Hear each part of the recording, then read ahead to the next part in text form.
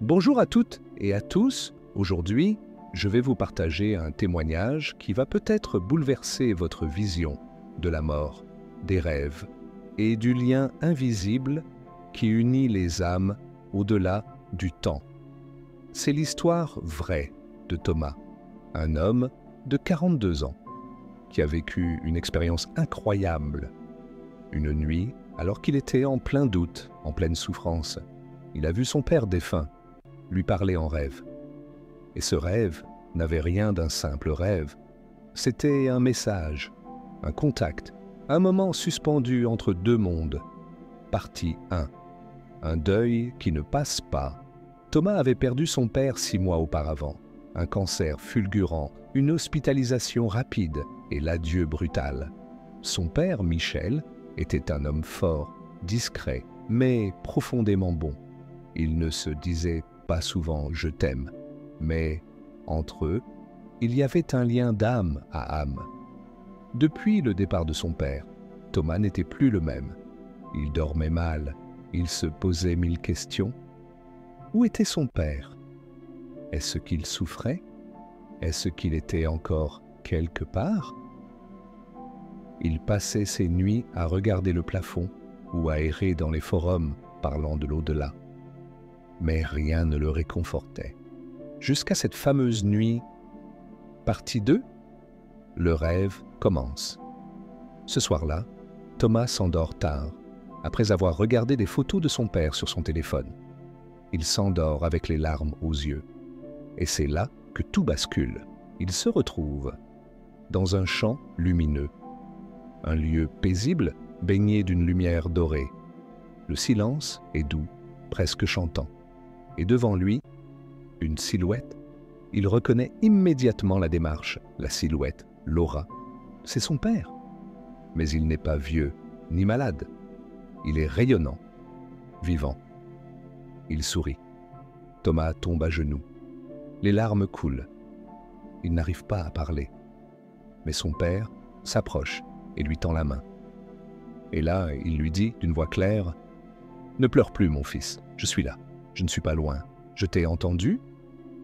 Partie 3. Le message. Thomas n'en revient pas.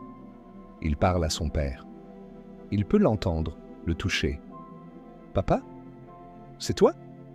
Tu es mort pourtant. Comment tu peux être là ?»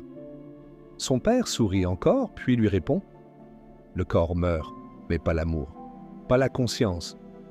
Je suis vivant autrement. Je suis libre. » Thomas tremble. Tout son corps vibre. Il sent une chaleur profonde l'envelopper. « Tu es resté dans ma chambre, dans mes souvenirs. Tu viens dans mes pensées? Bien sûr, je suis souvent là. Mais tu ne m'entends pas. Alors je suis venu en rêve, car c'est quand ton cœur s'ouvre que je peux te parler. » Thomas veut le prendre dans ses bras. Il sent une étreinte, mais douce, subtile, comme un souffle. Partie 4. L'enseignement. Son père le regarde intensément et il dit « Thomas, tu ne dois pas rester prisonnier de mon départ. La vie continue et je suis fier de toi. Mais tu dois avancer. Tu as encore tant à vivre. » Thomas pleure. « Mais j'ai peur. Peur de t'oublier, peur de vivre sans toi. » Et Michel répond avec une douceur infinie « Ne m'oublie pas. Transforme mon amour en force. Je ne veux pas être une tristesse pour toi. Je veux être une lumière dans tes choix, dans tes pas, dans ton cœur. Chaque fois que tu es dans la bonté, dans le pardon, dans l'amour, je suis là. » Partie 5. L'avenir de Thomas. Puis son père s'approche, pose sa main sur le cœur de Thomas et dit « Il va y avoir un changement bientôt. Une opportunité que tu ne dois pas laisser passer. Je ne peux pas te dire tout, mais écoute ton intuition. Tu sauras. » Thomas est abasourdi. « Tu peux voir mon futur? Disons que je vois les potentiels. Je vois les routes que tu peux prendre. Et je suis là pour t'encourager à prendre celle du cœur. » Partie 6. L'adieu ou le recommencement. La lumière commence à se faire plus vive autour d'eux. Le décor se dissout lentement, comme un rêve qui s'efface. Thomas panique. « Non, reste! Ne pars pas !» Mais son père lui sourit, tente une dernière fois la main et murmure « Je ne pars jamais. Je suis juste de l'autre côté du voile. Quand tu doutes, ferme les yeux et écoute. » Puis tout devient blanc et Thomas se réveille, en larmes, mais paisible.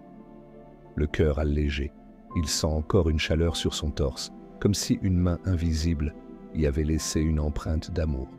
Partie 7. Le réveil et les signes. À son réveil, Thomas note immédiatement le rêve dans un carnet. Il se souvient de chaque mot, chaque image. Mais ce n'est pas fini. Ce matin-là, alors qu'il ouvre le tiroir de son père, il trouve une vieille carte. Une citation y est inscrite. « L'amour ne meurt jamais ». Exactement les mots que son père lui avait dit dans le rêve. Puis, en sortant, une plume blanche tombe à ses pieds. Il n'y avait pas d'oiseau, mais il comprend. Ce n'était pas qu'un rêve, c'était un contact, un moment sacré. Partie 8 depuis ce jour. Depuis, Thomas dort mieux. Il a retrouvé la paix. Il parle à son père chaque soir, et parfois, il sent sa présence. Un parfum familier, une chaleur, une intuition soudaine. Il n'a plus peur de la mort. Il sait que la vie ne s'arrête pas à un dernier souffle. Il sait que les liens d'amour sont éternels. Et il veut, à son tour, transmettre ce message à ceux qui souffrent d'un deuil. Partie 9. Un message pour vous qui écoutez. Si vous aussi, vous avez perdu un être cher, sachez que l'amour ne s'éteint pas. Parfois, nos défunts viennent nous parler en rêve, mais pour cela, il faut s'ouvrir. Il faut être à l'écoute. Ils n'ont pas disparu. Ils ont simplement changé d'état. Et ils veillent. Ils vous aiment et vous parlent, parfois dans le silence de la nuit. Conclusion. Ce témoignage de Thomas n'est pas un cas isolé. Des milliers de personnes vivent ce genre de rêve contact. Et même si la science hésite encore à l'expliquer, le cœur, lui, sait. Alors la prochaine fois que vous rêvez d'un proche décédé, posez-vous cette question. Et si ce n'était pas un rêve, mais une rencontre? Merci d'avoir écouté ce récit. N'hésitez pas à partager si vous avez vécu une expérience similaire. Et souvenez-vous, l'amour ne meurt jamais.